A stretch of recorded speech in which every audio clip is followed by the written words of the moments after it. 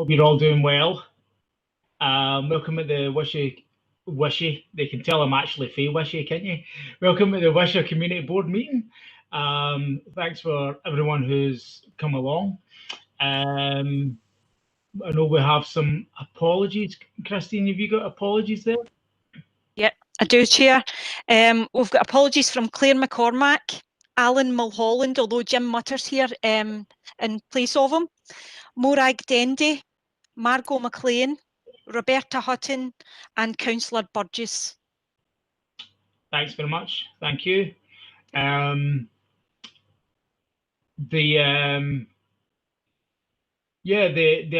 hope everyone's got a copy of the agenda. I'm just running off the agenda that's here just now. We had those apologies there. The minutes from the previous meeting, do we need?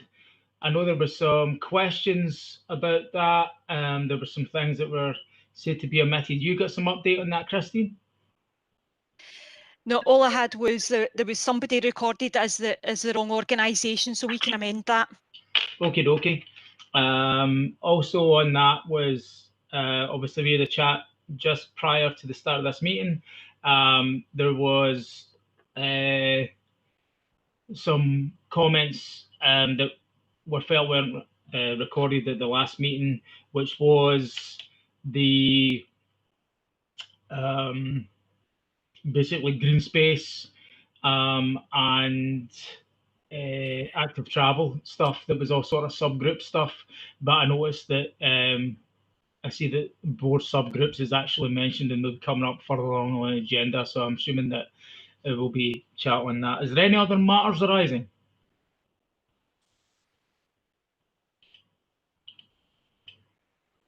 No. See, you've got a hand raised there, Ross. Yeah, Dan, it's just to see in the minutes, under point 9, input from local community groups. That's actually regarding the housing survey. So it's maybe just to correct that, it's not about general community issues. Right, okay. Thanks, Ross. Let me see. Okay. Okay, just there's a bit here about the community board arrangements in our agenda. Basically, myself and Graham Butt, we're going to take turns on the meetings. Graham is going through some family stuff just now, so I'm basically kind of filling in for Graham at the moment. That's kind of my update on that. Have you got anything to add to that, Christy? No, just to let people know that obviously there's an opportunity if people want to get some experience further down the line in terms of chairing the meeting, that option is still open to them. And if they're interested, all they would do is contact us via Community Matters or contact me direct. Thank you. Fantastic. Thanks, Christine. That would be great. Yeah, everybody's busy, so taking turns seems like a quite good way to do it. I've got in general community board business and updates. Our first point, point 5, is community champions with James McKinstry. Are you here, James? Yes, I'm here. Right. I've never met you, James. You're a name I've heard in passing, but I've never met you. You want to carry on there, James? Yeah, thanks very much. Well, first of all, what I'll do is I'll introduce myself. As you said, my name's James McKinstry. I'm a head of service in North Lanarkshire Council and the head of asset and procurement within the council. And I've also been a head of service in the education department as well as the head of resources in the education department. And I've been a chief officer in the public sector since 2003. So the strategic remit I've got in the council is I'm responsible for the majority of the council's capital programmes. So that includes things like the town and community hubs, which I'm sure you'll be interested in as we go forward. I'm responsible for all asset management. I'm responsible for what's called the facility support services. So the services that are provided to schools, janitorial, catering, cleaning. Responsible for procurement across the council. The team I lead, we take forward the major contracts within the council. Also get responsibility for technical and design, so that's the architects and the surveyors and also estate management, which is a kind of buying and selling of land or property within the council. So that's what my strategic role in the council is. But I'm not here really in my strategic role. I'm here because the council has allocated 9 heads of service, of which I'm one to each of the community boards. So I've been allocated to the Wishaw community board, and this is the first meeting I've came along to this evening. And what all 9 of us have been doing is we've been working with the communities team, which I know you're very familiar with, just to get a bit of an understanding about the community boards, and clearly that's an understanding that will have to be developed going forward. And we want to make sure that there's a kind of shared model of how we're working with the community boards and vice versa across all of North Lanarkshire. So I'm linking in with the other 8 community champions, looking at how we can get a model for engagement and what the role of the community champion will be going forward. Now, the community champion role does not formally come into existence until March next year, but we are starting it early in order that we can get in and kind of work with the communities, find out what's important to the communities, etc. Whatever. So this year is going to be a bit of a kind of development role for us. So the things that we're going to be developing and we'd want to work with the community boards is how we can improve the capacity and also the role of community boards going forward. How we can work, what the council can work with each of the community boards and the local outcome improvement plans. How we can make these work. How can we define and demonstrate what is a success and progress as we go forward. We want to work with you as well to try and get the community boards influence how we manage resources within the council, for example, through participatory budgeting, your local development plan, which I had a look at before I come on tonight, and also the whole recovery agenda of North Lanarkshire. North Lanarkshire, the place, North Lanarkshire Council is the organisation, which is clearly very important as we go forward. And also we want to work with the community boards on the council's vision and how do we engage with people in the communities. Examples being the town and community hubs, and you'll be aware that Wishaw is the area where we want to take forward the first town hub. So how can we better engage with communities as we go forward, and also on things like town visions as well.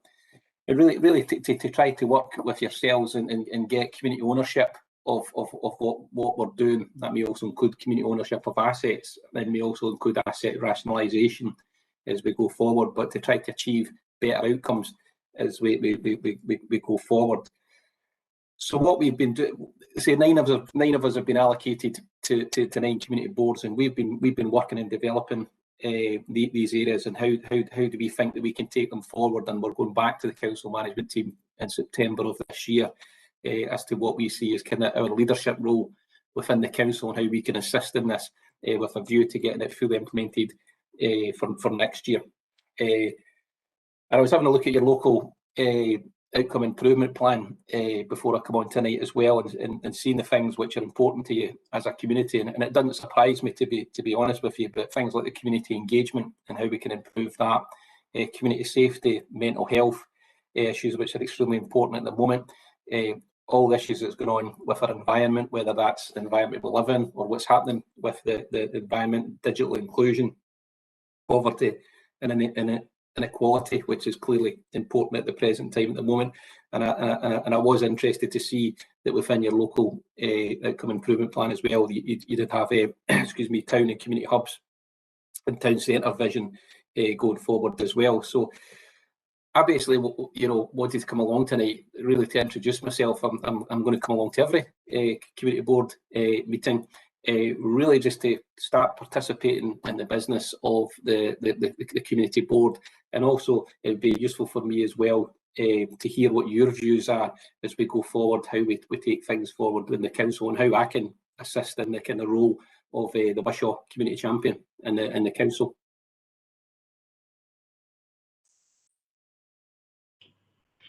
That's great, James. Thanks for that. Is there any questions?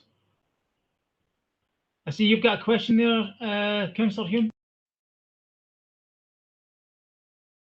I think you're still muted, Councillor Hume. I think you're still muted, Jim. Yeah, you're right. Most people prefer that. James, Not at all. are the community champions part of the legislation or a North Lanarkshire initiative? I'm not aware of any legislative requirement for community champions to be in place in terms, but there is within the communities team, etc. There is things which are kind of in there within legislation. No, but this is an initiative that North Lanarkshire Council's taken in terms of to some extent. I was going to use the word decentralise the council, but that's maybe the wrong way to really get connections with the communities and kind of really. This is a real attempt to make it mean something rather than just go through the motion, and I think that's what I'm determined to do, working with the Wishaw Community Board. Yes, I think because this is new, all boards won't operate as effectively as each other. So I think the community champions meeting regularly will be a real help and assistance in getting all the boards to the right level and making sure that things that work in one board are disseminated across them all. So I think it's a great idea. Yeah, and a good example of that, Councillor Hume, going forward is you'll be aware, as perhaps other members of the board as well, as during the month of March, I think it was, we did briefing sessions on the town and community hub work that we're doing. So we're collating all the responses for that at the present time. And that'll be going back to council committee at some time. But what we'll also do in my team, and there'll be examples from other teams as well, is we're going to be giving a briefing to all the other community champions for them, and also myself, to take it to the community boards as we go forward as well. So that's a good example of trying to kind of demystify the processes which we're going through and try to get better connections with the communities going forward. Yeah, good. That's all done. Thanks, Jim. Any other questions for James? I think if that's us, we'll move on to point 7 on the agenda, which is, point 6, which is flexible funding report from Matt Costello. Thanks, Chair. The report that was issued provides information relating to the flexible fund and tackling financial insecurity funding streams, which have been allocated for local initiatives in North Lanarkshire. The funding is intended to support individuals and local communities impacted during the COVID-19 pandemic. This report is just to ask the Community Board to note the funding arrangements that have been implemented, and that further information will be made available to the Community Board as required. The report details where additional funding has and will be made available. Happy to take any questions on that, Chair.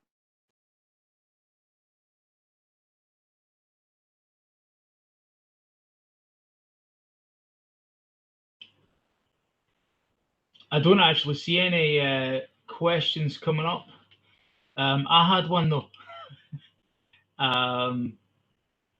which was basically how are things going with the flexible with the fund, and obviously it was back in March that there was applications made. How are things going with the obviously the processing of those applications? How are things going? Do you have an update on that at all?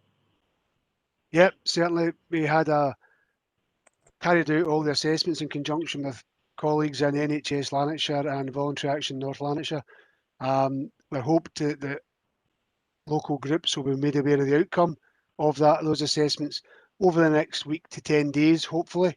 Okay. That's the kind of timescales we're talking about, information being sent out that will give an update to those applicants who were successful and otherwise. Brilliant. Matt, that's great. Do you know if there'll be any feedback on those who were unsuccessful? Well, the applications, if people haven't been successful, it's generally been there's been insufficient information contained within the application, or didn't sufficiently demonstrate the aims and objectives of the fund. But okay. if individual groups want to discuss that, we could give some limited feedback on them in terms of that. But it's not something that will be given a kind of default position for every application. Just be that there are ones who will meet the criteria score sufficiently to be awarded funding, others that won't. Thanks for that, Matt. I just know being in the third sector, it's always handy to get feedback if you don't get a funding that you've applied for. It's always handy to get that, and especially the smaller the organisation, the better as well. Especially if you're just learning the ropes. Thanks for that update there. I know that actually affects quite a few groups, so that's I'll pass that information on to the other groups that I have been speaking to about that. It's yourself, Matt, for point 7 and the community partnership updates.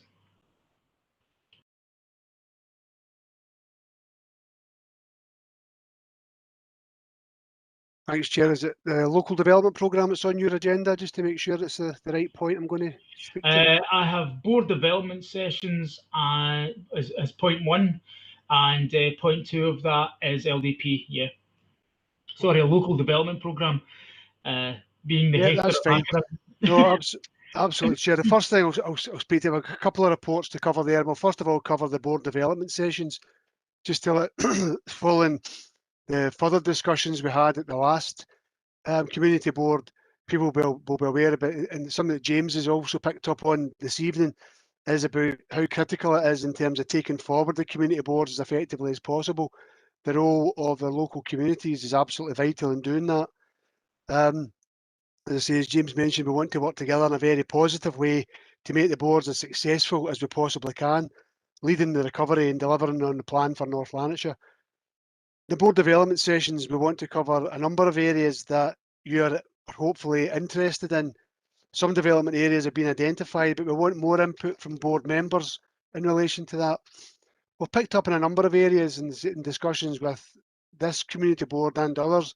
Just to give you some examples of that, I'll let partnership working, community engagement, the role of a board member and being the chair, the decision-making processes for the council and also community planning partners, the local development programme, participatory budgeting, partner budgeting processes, again, not just the council, but how other services that are part of this partnership, how their funding comes about and how they spend their budgets, community asset transfer, mental and other local health strategies, and community safety. That's just some of the examples that we've had been put forward in terms of what to be included in board development sessions.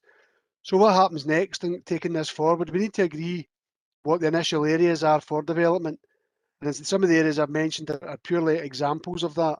If you've got other ideas, please let the team know what you think is other ideas that could be considered going forward. What we're looking to do in conjunction with our talent and organisational development team is to develop a survey that local community representatives can take part in.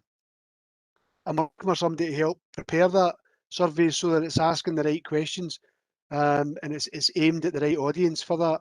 So if anybody's interested in participating in that, you don't need to tell us tonight, but if you are interested in being part of that group, then please let us know. Once the survey is agreed, we then send that out to all board members, and this will allow us to identify common themes for inclusion within the board development sessions, but also, and very importantly, identify preferred learning methods, because as we all know, different people learn most effectively in different ways, and hopefully we'll be able to pull together a more blended approach to be considered, including online, paper-based and also interactive approaches to the board development sessions. So we're looking to get people to nominate to be part of that.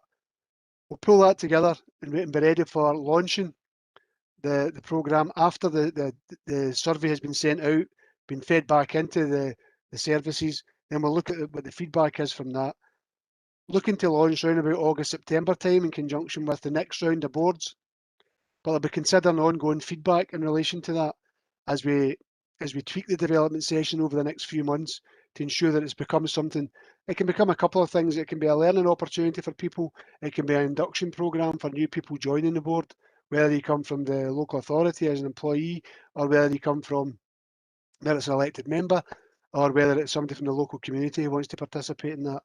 So just generally, if anybody's interested in that, please let us know and we can help to take that process forward. That's all on that, Chair. Fantastic. Was that you covering both the board development and local development programme? No, that was just a board development session, Chair. I'm happy to move on if there's no. Yeah, that's great. Is there any questions? Actually, that's a good point there, Matt. Thanks. Is there any questions for Matt on the board development sessions?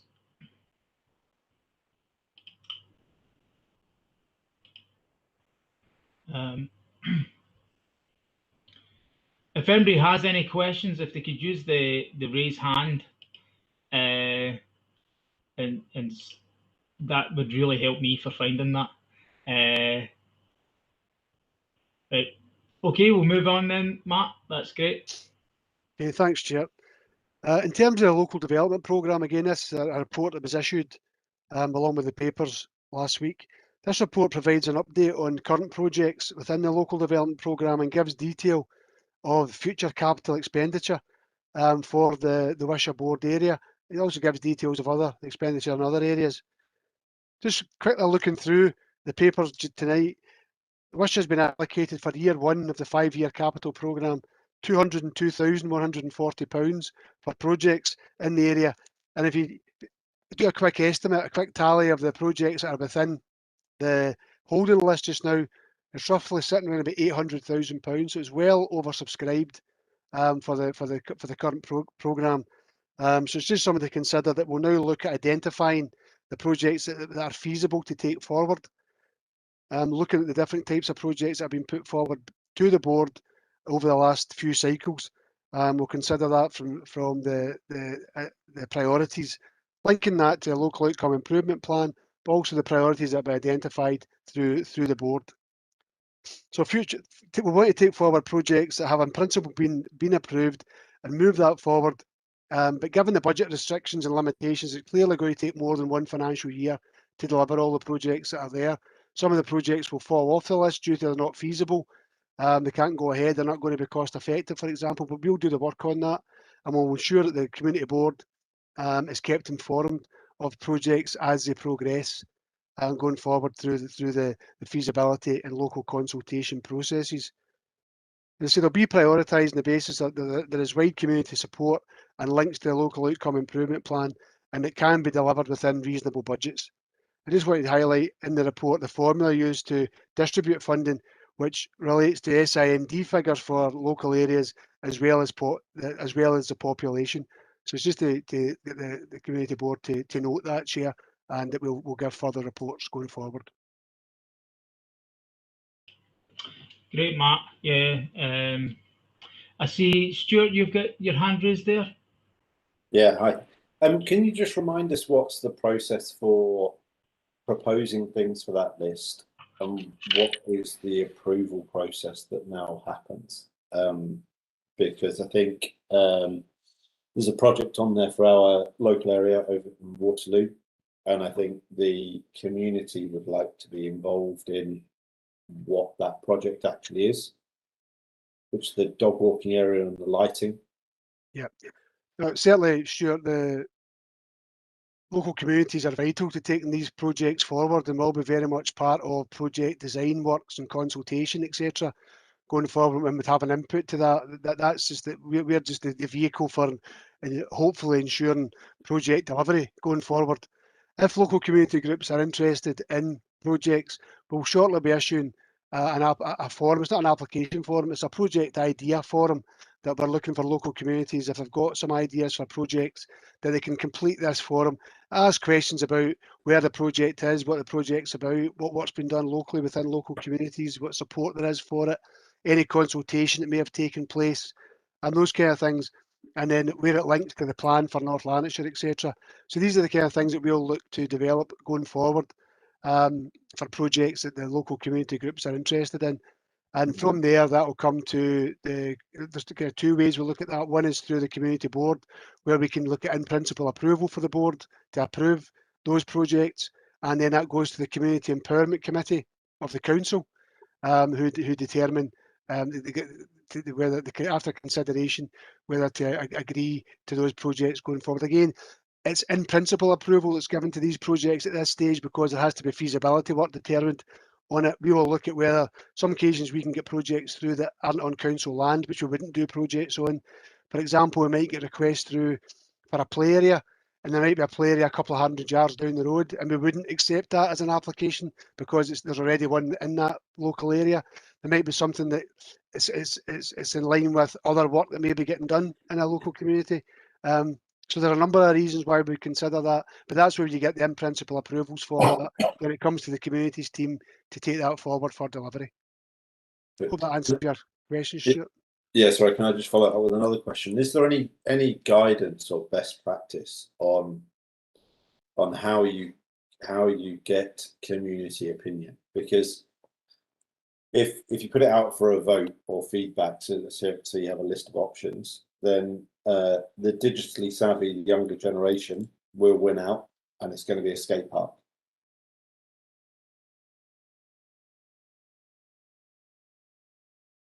We're not talking about participatory budgeting here on that basis in terms of voting to that regard. This is about projects that are being agreed, and the consultation I'm talking about is on a design that's something we're actually able to take a project forward.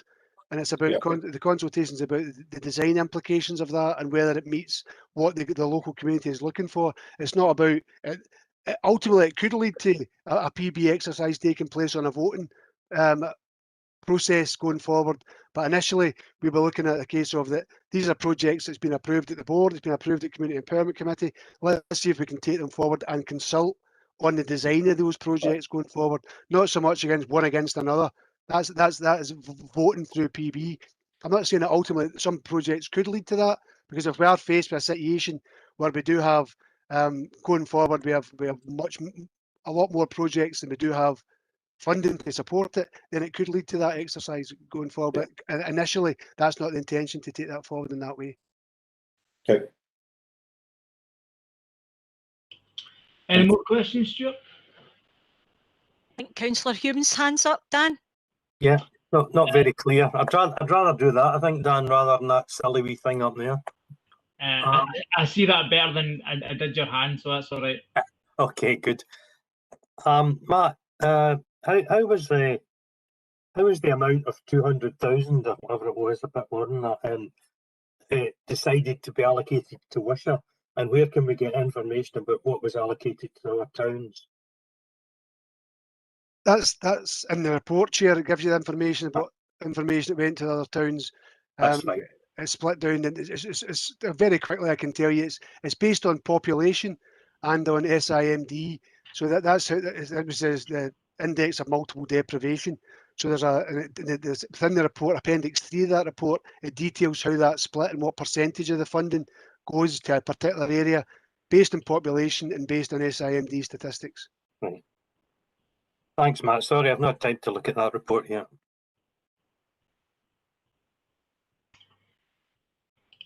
Okay. Is that all, Jim?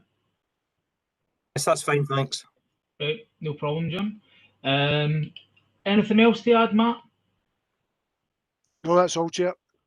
Thanks, Matt. Thanks for that. Ross or Leanne, is it one of yourselves is updating on the local outcome improvement plans? I think that might be me, Chair. Go for it, Ross. Leanne can jump in.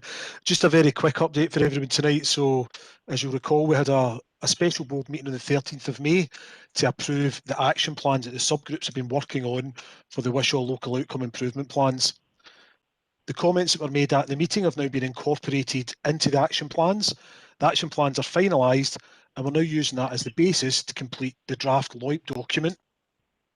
We anticipate having the LOIP document ready by the end of next week, at which point we will circulate that draft to all board members, mainly for information, because it does include all the agreed text and the agreed priorities from the previous consultation.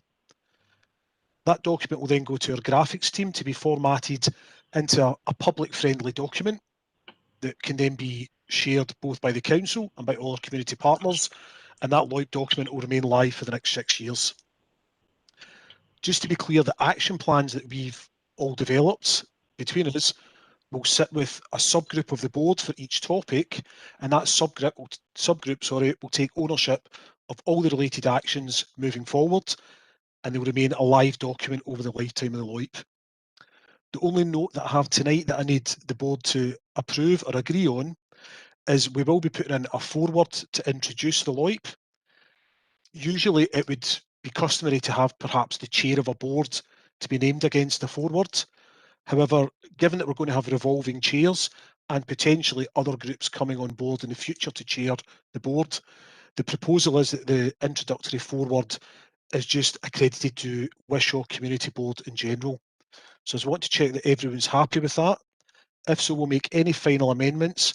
We'll get the final draft out to you, which, as I say, will just be in a Word document format. It will still have hyperlinks to be finalised on it, but will allow you to see overall the content that will go to our graphics. There'll be one final chance for any last minute comments, although hopefully we've captured them all, and we'll then look to have the LOIP ready for public consumption sort of by the end of June into early July. That's me on point one, Chair. Happy to take any questions or just for everyone to approve the forward comments and I can move on. Any questions, anyone? I have a question. That's all right, Ross. Absolutely, Chair. I was just thinking how 6 years for a document seems an awful long time. Is there scope for any further? I mean, what if we have COVID Mark 2?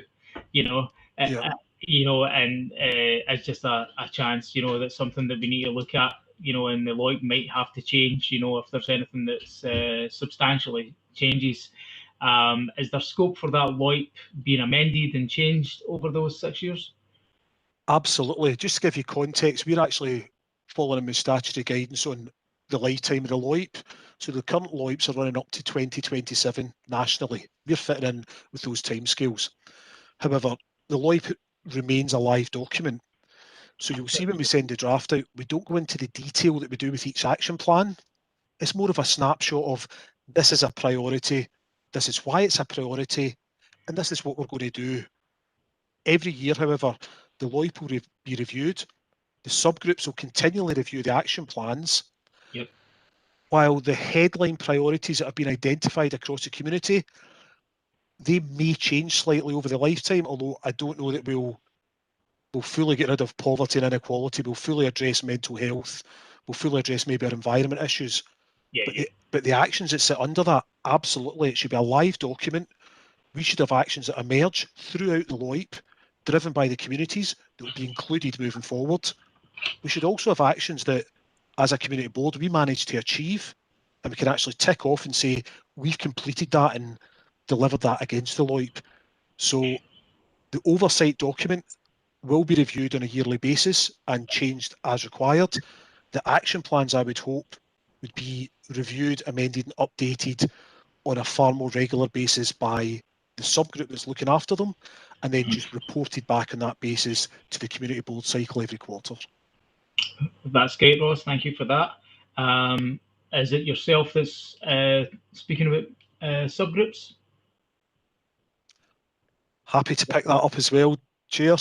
I think really just to say that the subgroups that we're initially looking to move forward with are those that were identified through each of the local outcome priorities. We've previously shared the action plans. Anyone who hasn't been part of the previous meetings, more than happy to share the documents again. That doesn't mean that that's the only subgroups that can exist, but just now we have identified a need for them, a priority there, and actions so that a subgroups get something to actually work on.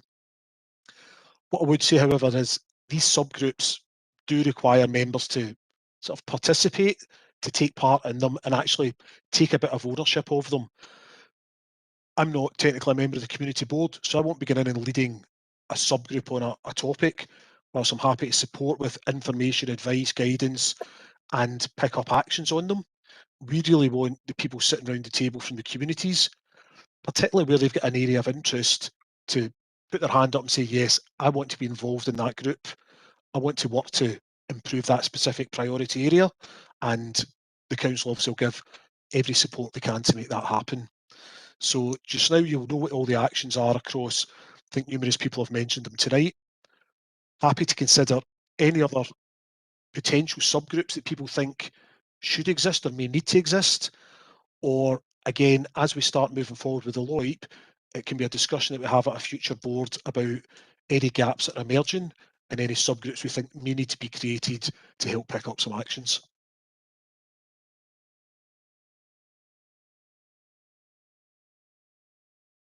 Is there any questions for Ross on that?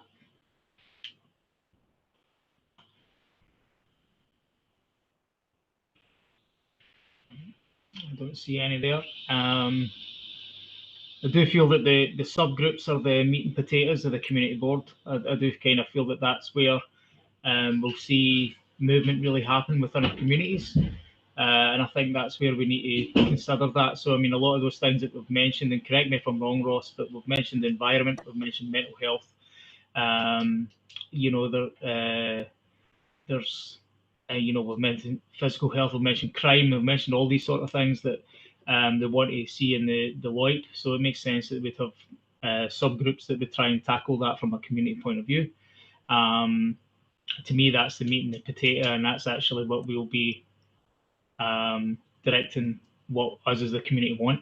Correct me if I'm wrong, and correct me if those subgroups I've sort of hinted at are completely wrong, but the yeah, that's kind of how I feel as someone who's in the community, you know. And you're spot on, Chair. That is what will drive forward the actions. And to make it clear, not all the actions sit with perhaps North Lanarkshire Council as a lead. So it could be partners that we have in Van El, or perhaps Police Scotland, Scottish Fire and Rescue, NHS. Yeah. It could be members of the community that are actually the lead organisation in driving it forward.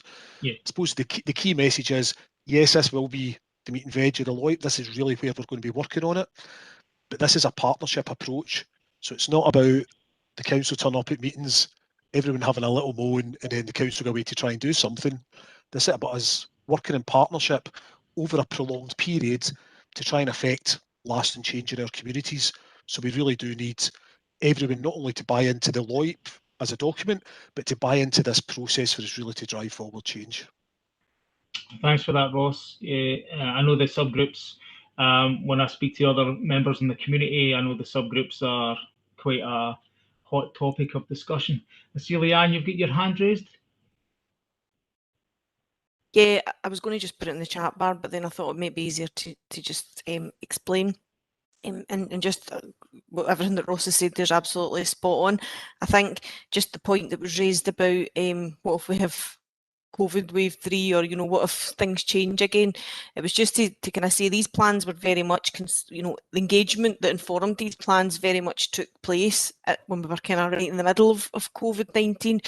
So they have kind of very much been developed with COVID at the forefront of everyone's minds, if you know what I mean.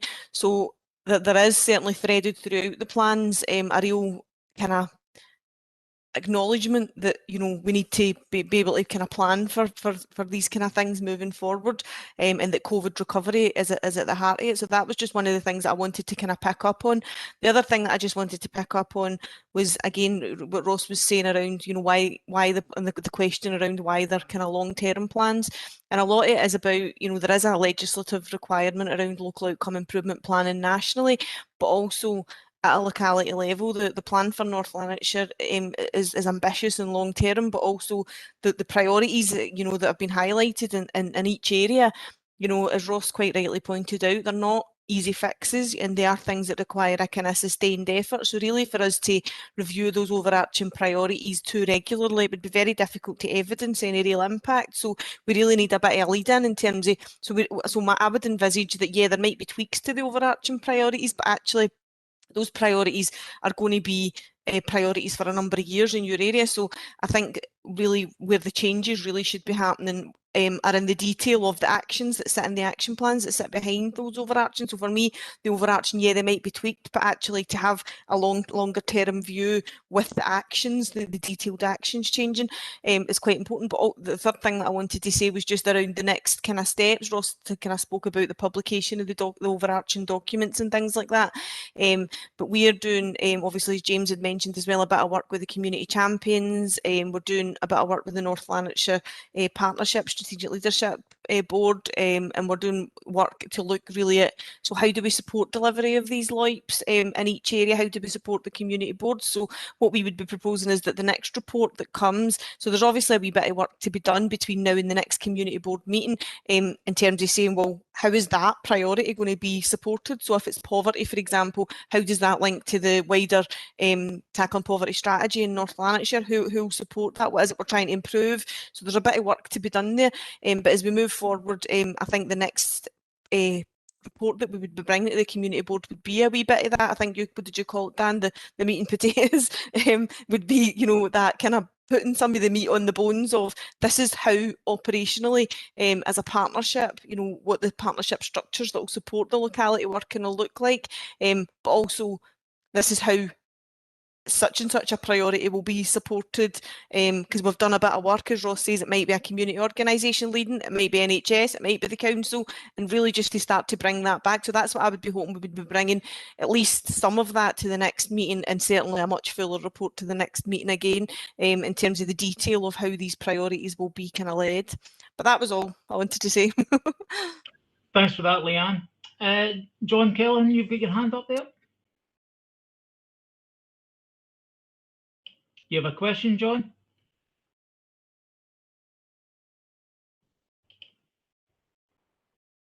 I think you're still muted, John.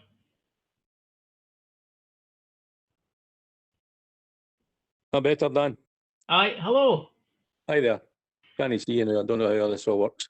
As somebody who used to use budgeting on an annual basis and had experienced this Mad Max stuff, I really welcome the 6-year programme.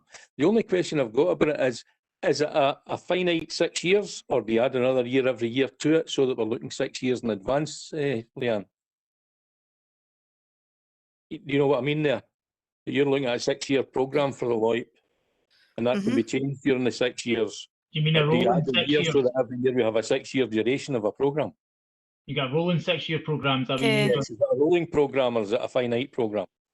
I don't think it's a finite programme. I think what we would be saying is probably in 6 years we would want to do a fuller review, you know, are these still the priorities for this area, and if not, what needs to change. So I think we would be doing a regular review of the actions, and probably a regular review as anything major changing on a kind of annual basis. But I think working towards probably in 6 years we'll be saying, well, what's changed, you know, I think that's why it's important that we come back and say, right, for each of these priorities we've got baseline information, we know what that looks like in Wishaw right now, we know what the issues are, we know a number of people that are affected, we know what we're trying to improve, and then in 6 years you're kind of saying, did we improve that? Did we actually make any difference to those kind of performance indicators, if you like? And that's the time for review in terms of, does anything need to change about this plan? Is that priority no longer a priority, or is that priority actually still a priority, but actually we've clearly not made an impact, so we need to have a real look at exactly what it is that we're doing, and how we do things a bit differently.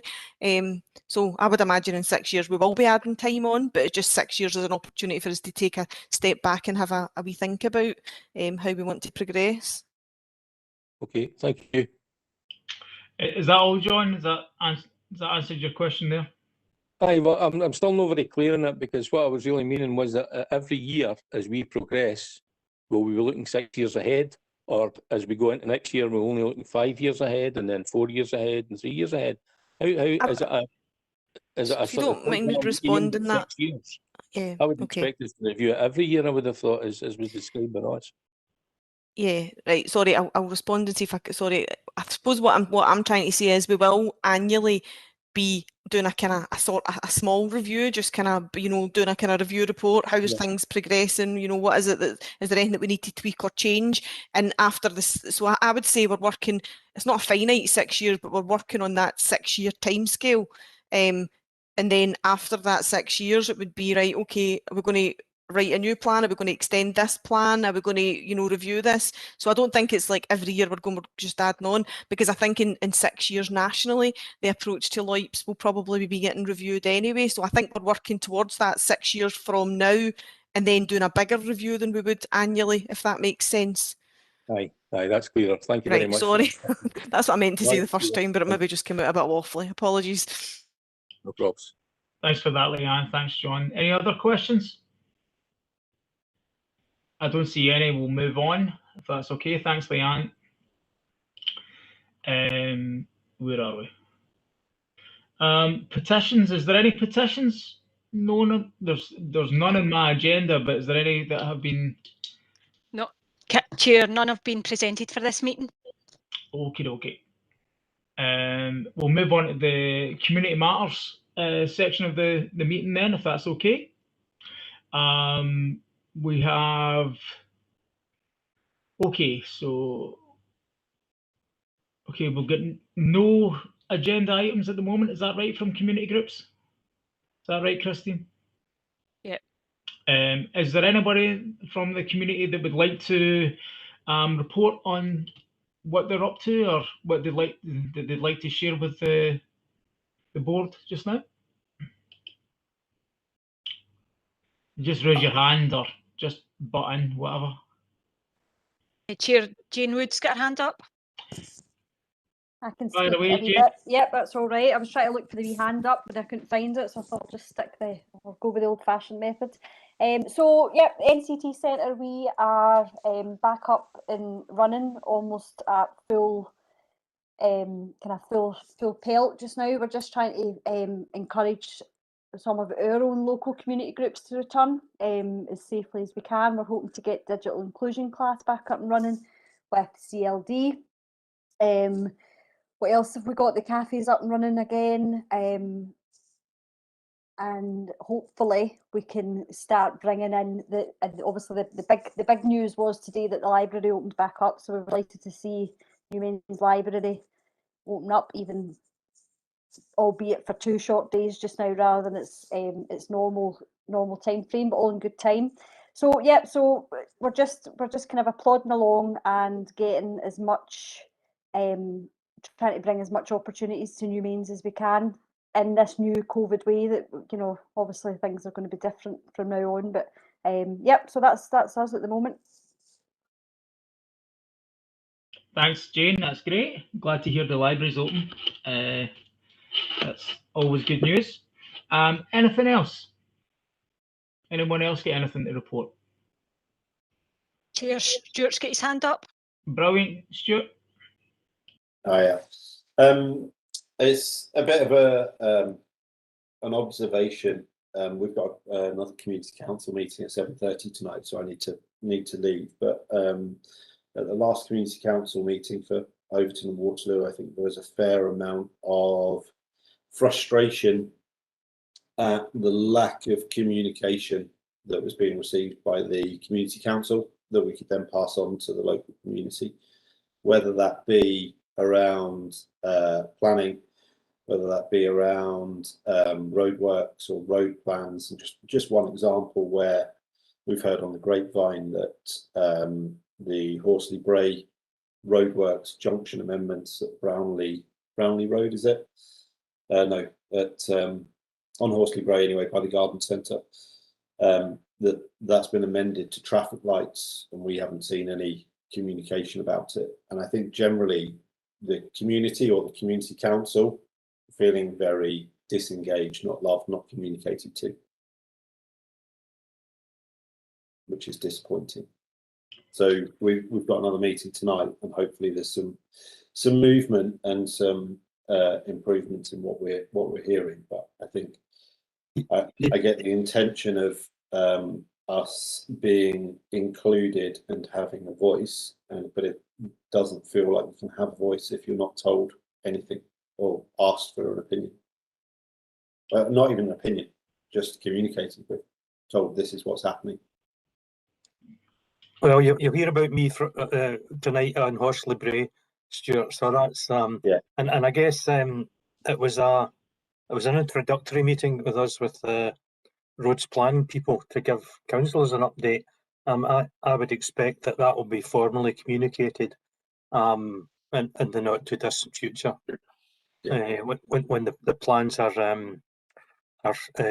ready to start. So I'll need to leave it with Stuart for the community council meeting as well. So sorry about that, folks. Yeah, and I think it's similar to your point earlier, Dan, of as a not-for-profit, if you apply for something, it's good to get feedback. And I think even when we are asked for an opinion or an input, we don't get any feedback, and then I think the community feel a little bit done to. Is there any response from any of the council officers on that one? Is there any thoughts on that? Chair, if I can come in, just to in terms of what's been picked up on from Stuart, and Councillor Humsey is going to he'll be able to give an update later on. If there's any stems from the meeting tonight that you're, in terms of getting further clarification, Stuart, please let us know about that, and we'll make sure that's fed back to the appropriate services within the council in terms of information exchange, and just to make sure that that is something that's recognised. So please let us know how that goes, and we'll pick that up. Thank you. Thanks for that, Stuart. Anyone else get anything to add? Thanks as well, Matt. Thank you. Anyone else that got something that they would like to, that they're up to, that they'd like to let the community board know? It's up to me then, eh? If Stuart's still here, Social Track have been working with Mark Kay from the NHS Community Health Improvement Team. And we've been running skateboarding lessons and sessions at the Overton Skate Park, which have been really encouraging. The very first one, we had 24 young people attend, which is always a great number to start with. You're always worried that nobody's going to turn up at all, and that's been great. What's really encouraging is a lot of young women who have been attending, and my background is social care and social work, and they're always the age group that seem to disappear until something happens to them, So it's great that you're seeing so many young people and so many young women that are involved with that already. So we're pretty keen on that. Obviously, Social Track is mostly down at the Wishaw Hillwood Pump Track, which is for the Motherwell Community Board. But we've had lots of people from Wishaw who have been attending there, and we've been working on that and working on how we can support groups and families throughout Wishaw. So that's kind of our mention on that, and we're still working on projects and seeing how we can work with Coltness Community Council on working over at Belhaven Park and using that for active travel and promoting walking and cycling throughout the Calder Valley. So that's Social Track's part of Wishaw at the moment. Is there anything else? I don't see any raised hands. Anybody doing it for old-fashioned and I'm missing them? Okay, we'll move on to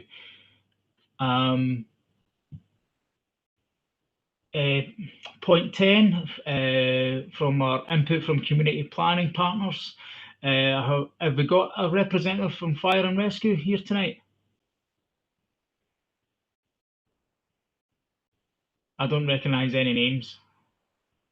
From police, is that Sergeant Jim Mutter? Is that yourself? Yeah, it's Jim Mutter. Listen, the first person to get my name wrong. I think How do you pronounce that? It's Mutter, but I've had Mutter, Mutter. I've had Nutter, Right, I've had everything. sorry. So that's all right. This is my first meeting with you guys, so it's good to put some faces to names that I've had emails. So I've been in the job since February. We've got a new inspector as well, Alan Mulholland, as I'm sure you're aware. So he couldn't be here tonight, so I'll step in for him. I know that people have got to leave shortly, so just a few things from us to update you guys with. Antisocial behaviour. We've had quite a few issues down in the Carbarnes area in the past 6 weeks or so. Initially, this was an issue that was in Motherwell, down at the Greenacres area, but it's moved up towards Carbarnes, which you've probably seen in the kind of local media. An 80-year-old woman was struck with an egg. That was about a month ago. So just to give you an update, the youth involved in that, he was charged, and some poetic justice that he's actually been back and done some gardening work for the female that he hit. So fair play to his parents for initiating that, and that's a good wee result. In the full of Wishaw and New area, we're getting lots of calls regarding off-road bikes and quads, and I'm sure that you're all aware of that as well. In the past 6 weeks, we've actually seized 8 of these bikes. We're trying to target it as best as we can. I know you're aware that the council have paid for off-road bikes that obviously we do have just now, Unfortunately, prior to me coming here, they decided to let the 2 officers that were trained leave and move on. So we have had 2 officers trained for these off-road bikes, and you'll hopefully be seeing them out and about in the next month. Another issue that we've had is underage drinking. We are targeting local shops. We're putting requests to the public to inform us of any shops that they know where this is happening. I know a lot of people don't want to put their name to these things. So again, we're encouraging anyone to get in touch with Crime Stoppers. You can do it anonymously. Provide us with information, we'll take care of the rest. We don't need anyone to give us statements when it comes to these kind of things. So if you do have any information, or if anyone you speak to has any information regarding that, please have them get in touch with us. But no, that's all really from me just now. If there's anything you want to ask, I'm free for any questions. Any questions for Sergeant Mutter? Can I Councillor come in, Hume? Dan? Yeah, thanks. Hi, Jim. I just wanted to say that I'd raised the Kirkbarns issue. That's my ward with Alan, and the police response to that has been fantastic. Just to bring everyone up to date, there were about 40 or 50 local kids collecting in the trees just beside the houses down there, and they were taking bins to burn. They were breaking fences to take away and burn. People were dropping off drinks for them. These were all teenagers, young teenagers. And when I raised it with Alan, the response has been excellent. Regular patrols, including police on bikes. So, Jim, I just want to record my appreciation for your work for that as well. I know I walk down there, and I know that the local community of residents in Kirkbarns really appreciate your efforts. So thanks.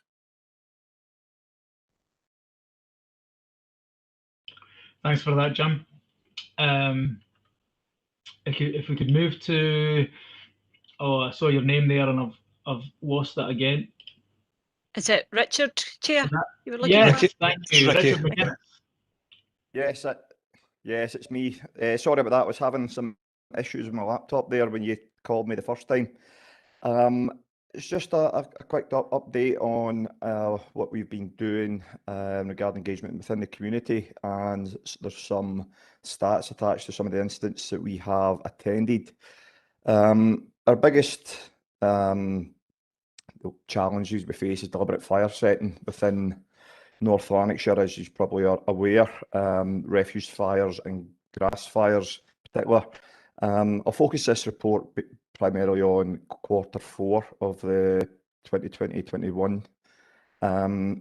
Just for clarity, we're kind of running in a par with the 3-year average, which we're not seeing across North Lanarkshire, so it's quite encouraging.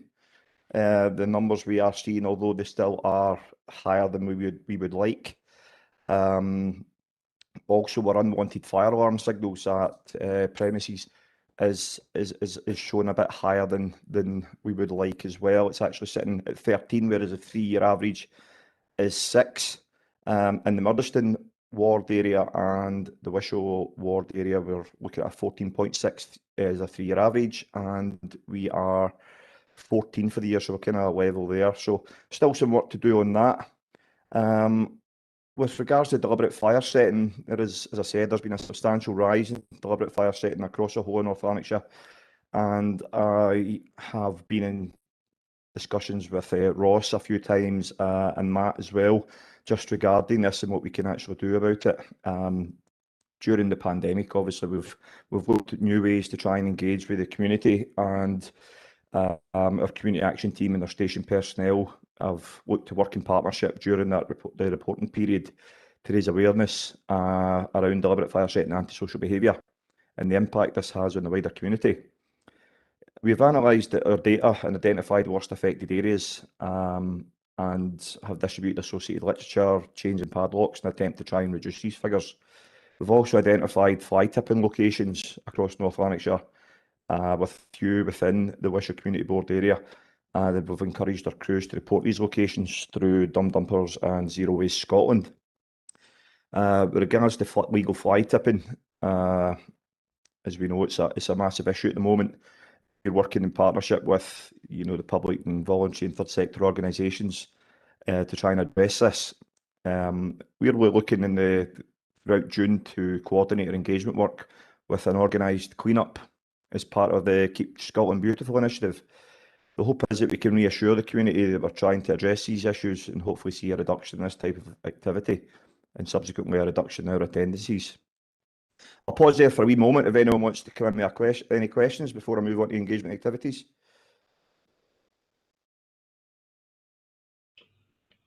No, just happy for me to continue. I had a question there, Ricky. But you're maybe about to answer it in the engagement activities. Basically, it was like your clean-up day.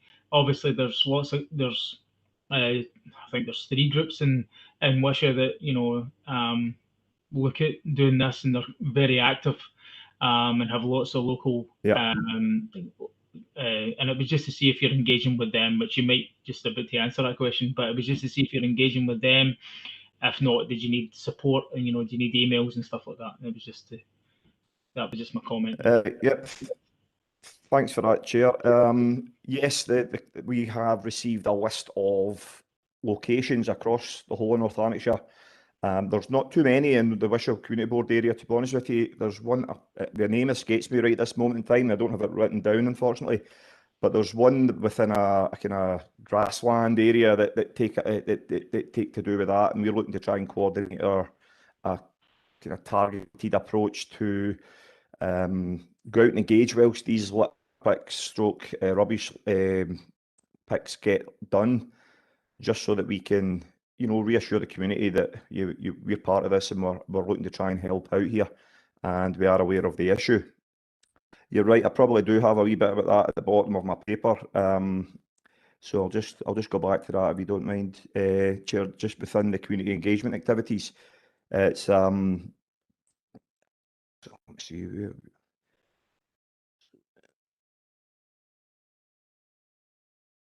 Hold on, I'm kind of lost my place here. Bear with me.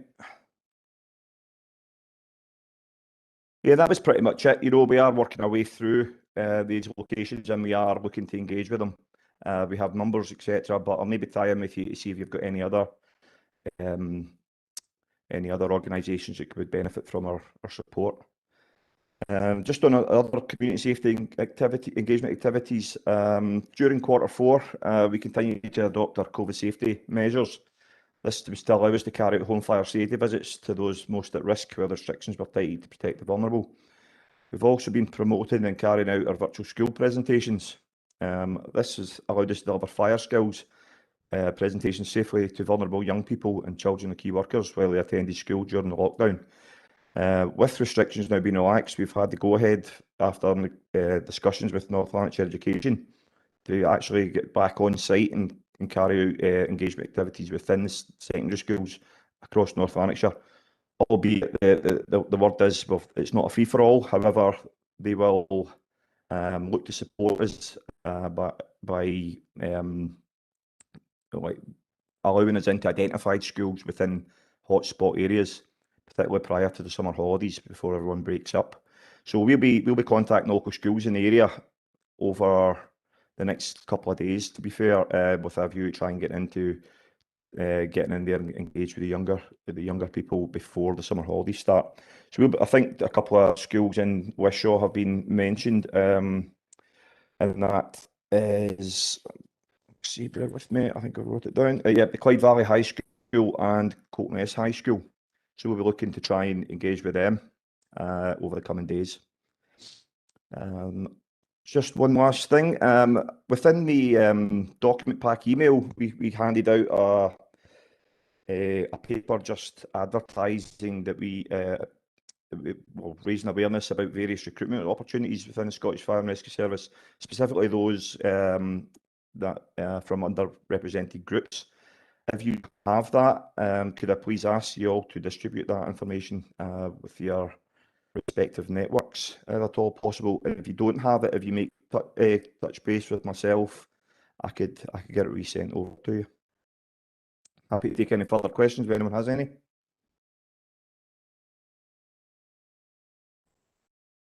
Ross, you said in the chat that you've got something you'd like to add about litter picks, is that? Yeah, it was just on the back of what Ricky was saying about the engagement work and the cleanups that's going on. Community groups have been encouraged to register any community cleanups via the Keep Scotland Beautiful website, and the council's got a commitment over the next couple of months through the Recover NL programme to support those litter picks by providing actual litter pickers, arranging collections of the refuse, and any other support we can put in place. But rather than doing that just on an ad hoc basis through people emailing as and when, people should register through the Keep Scotland Beautiful website, and they're in direct contact with the council to liaise on that. Okay, thanks, Ross. I had a question, Ricky, if that's all right. Yeah, of course. I was just wondering if you had any plans to go into primary schools and mention the deliberate fire setting. I know that my experience down at the Wishaw Wood pump track is that it's a it's a lot of P6s and P7s that are I see trying to get hold of matches and lighters, and they're the ones trying to set fires. So I would imagine if that's what it's like in Craignick, I would imagine that's the same, across the board. Yeah, I mean, yeah, absolutely. We want to try and get into as many schools as possible. As I said, though, the guidance we're getting is that it's not free for all. There's still restrictions in place, and they will support us with a targeted approach to certain schools. However, I'm not sure that primary schools at this moment are, although they are a cause for concern. As you say, P6s, P7s do have, it's important we engage with them. I think the slightly older kids probably cause more, demand on our resources, shall we say. And I think initially, with the short time frame we have between now and the schools breaking up for the summer, it will be targeted to high schools. But we certainly, after the summer holidays, we'll be looking to get right back into the primary schools again and start to get a bit of engagement going as well.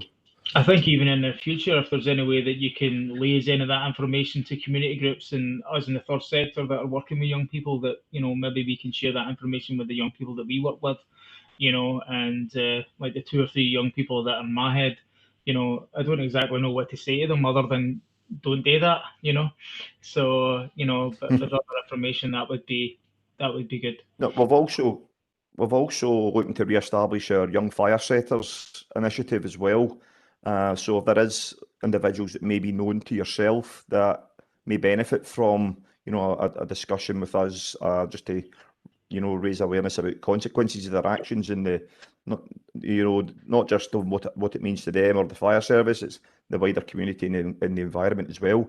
Then, I would love to hear your thoughts on that, and anyone that you had in mind that may benefit from the Fire Setters initiative. I mean, I'll be all ears. Get in touch with me and let me know who you think these people might be and who might benefit from the most. That's great, Ricky. Thank you for that. Thanks for your input. If we can move on to any other competent business, is there anyone? Sorry, Chair. There was I sent you a message. Margot McLean would like to give a wee update, if that's okay. That's fine. Sorry, I saw it and then it went out of my head there. Sorry. Margot, you got a report you'd like to give us? Hi, Dan. You all right? Hi, everybody. Yeah, it wouldn't be health without giving you a wee bit update on our, what seems months ago, flu vaccination uptake, and then obviously the COVID vaccination update. So that's moved on at a speed, as you know, and we've worked so well with our partners, particularly in Wishaw, having used the sports centre for quite a period of time, and then obviously it's moved to the larger centres in Ravenscraig. So that's ongoing and that's good, and everybody's going through their vaccination programme, and that's getting racked up quite heavily, as you know. What I would say though for the communities is that there's still the asymptomatic testing sites, Edward Lawson, and I think obviously Ravenscraig, Matt Busby and Time Capsule, but for more pertinent to our area is the Edward Lawson Centre, and that's open 5:30 till 5:30, just different times, so I'm just checking my details here, and that's open until the 30th of June. People can also request get their 2 free coronavirus test kits through a website, and I'm happy to send that on. I'm sure you'll all have it, but I can send it on in a detail. Is that okay? Would I send that to you, Christine? Okay, I'll do that. And so that's for the mobile testing sites. I don't know whether Mark wants to say anything else around COVID or anything from a health improvement perspective. I know that he's working with you. I heard you mention that he's working with yourself, Dan. Mark, anything you want to bring up, or? Feel free to tell everybody how great we are, Mark. Can you hear me okay now? Yeah, we can hear you, Mark. Yep, so just a couple of things then. Yeah, we've been working with Dan and Neil at Social Track, so they've got that 6-week programme. It was paused last week, but it'll be back on again hopefully tomorrow with the good weather. So that's a nice wee block, and the numbers are looking really promising from that, particularly the young females as well, which is, as Dan had alluded to, that's historically the sort of age group as well. I think it was 12 to 14 where young women tend to drop off from physical activity, so that's really quite promising from that perspective. But in addition to that, we've got street soccer over at NCT with Jane. So that's been running now. That's in its 6th week now, isn't it, Jane? And it's got another 4 weeks left. And the street soccer operational group or the youth diversionary activities operational group is due to start back up again. So that's involvement from myself and the seniors within the NHS, CLD, North Lanarkshire Leisure, and police and fire and rescue as well should be all invited along to that, so we can start those groups back up to discuss all the areas of concern and try and get some more activities up and running. That they'll also be talking about the Friday night projects and the Saturday street or Saturday sports scene, and looking at other activities as well that they're hopefully going to start up for the young people. So with any luck, that'll start and address some of the issues that both the police and fire and rescue have brought up tonight. On the COVID front, we have a couple of groups looking at the uptake of the actual vaccines as well. I'm sitting on 2 of them. One is looking at the EQIA, which is the quality and making sure that everybody has access to everything. So that's going really well. But the main one is looking at all the different groups of interest that potentially can't or haven't been taking up the vaccine. So there's a couple of big things happening around the Polish community. There's an organisation out in Edinburgh that is doing a national campaign to target all the Polish community and get them taking the vaccines up. And we're also looking at obviously we're now moving into the younger age group, and we're looking at different areas to see where there is less uptake and trying to do things about that there. And that's really all I have. Any questions?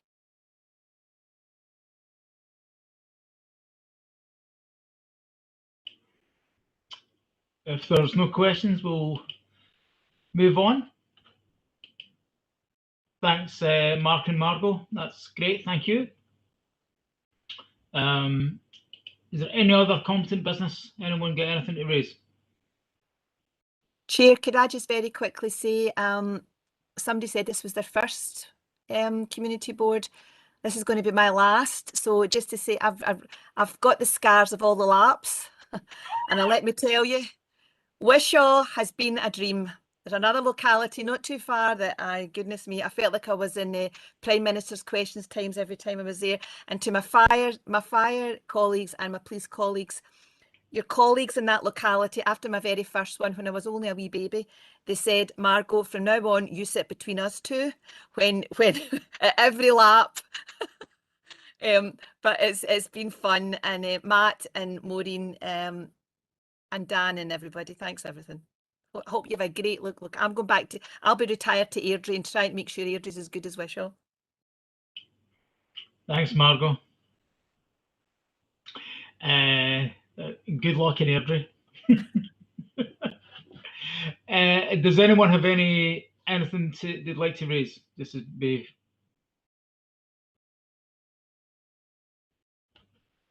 Is that us then? Then they get a hand up that I'm not seeing, Christine. Just to date the next meeting, Chair. It's on the agenda. Oh, thank you. Thanks for reminding me of that, Matt. Thank you. Right, so the next meeting is on the 1st of September. do you think it'll be in a building? Do you think we'll be in a building? But yeah, the next meeting is the 1st of September this year, and it will be again 6:30 to 8:30. Thanks everyone for taking part. Thanks for keeping me right, guys. Is that us? Is it anything else? I realise we're finishing early, which everybody will be happy for, but and this is the way to get me to talk less, get me to be the chair. And does anyone, if that's us, we'll just wrap up. Thanks for your participation. Thanks for being here. And thanks for that. Thanks for Christine and Matt for putting this together. Thanks very much. And yeah, that's that. Thank you. Thanks, Chair. Excellent. Night all.